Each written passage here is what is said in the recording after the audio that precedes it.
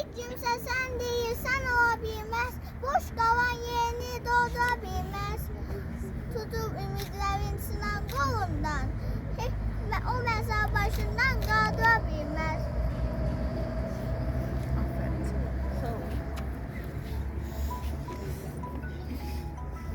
Keçən il bir gece yuxuda Rüfəti gördüm. O zaman yeni bir kitap yazırdım. Rüfət hakkında o kadar çok şiir yazmışam ki, bu dəfə ne yazacağımı açığı heç mən də bilmirdim. O gece həqiqətən Rüfət girdi yuxuma. Səhər durdum, Afət anaya elə gördüyüm yuxunu ağlaya-ağlaya danışdım. Onda Afət ananın səhhətində ciddi problemler var idi və mən onda bildim ki, anası xəstəxanadadır. O mənə yuxuda xəbər göndərmişdi. Və mən gördüyüm yuxunu olduğu kimi şeirə köçürüb kitaba yazmışdım. Bu gece yuxuda Rüfəti gördüm.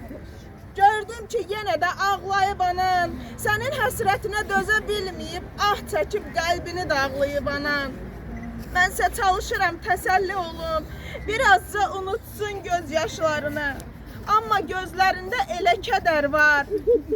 Yaman, hər kəsdən gizlədir baxışlarını. Haqqında yeni bir kitap yazıram. Bağçaya üst tutup soruşdum səni. Bir video çıxarır müdirə xanım. Yaman kövrəlirəm, ağladır məni. Orada çox canlısan, rəqs eləyirsən, gülərək deyirsən gələcəm evə.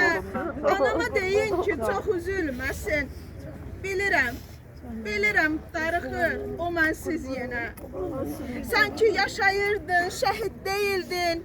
Bir müddət yolların düşüb uzağa. O qədər ürəklə danışırdın ki, inandım, dönəcəm sən bu ocağa. Sonra qohumunla üz tutduq sizə. Dedilər sən denən Rüfət gələcək. Dedim Afət ana ağlama daha. O xəbər qəlbini sevindirəcək. Rüfəti görmüşük, xəbər göndərib. Dedi ki, yaxşıyam, darıxmayın siz. Az qalıb, biraz da səbirlə dözün. Gələcəm, sevinsin daha qəlbiniz. Gələcəm, sevinsin daha qəlbiniz.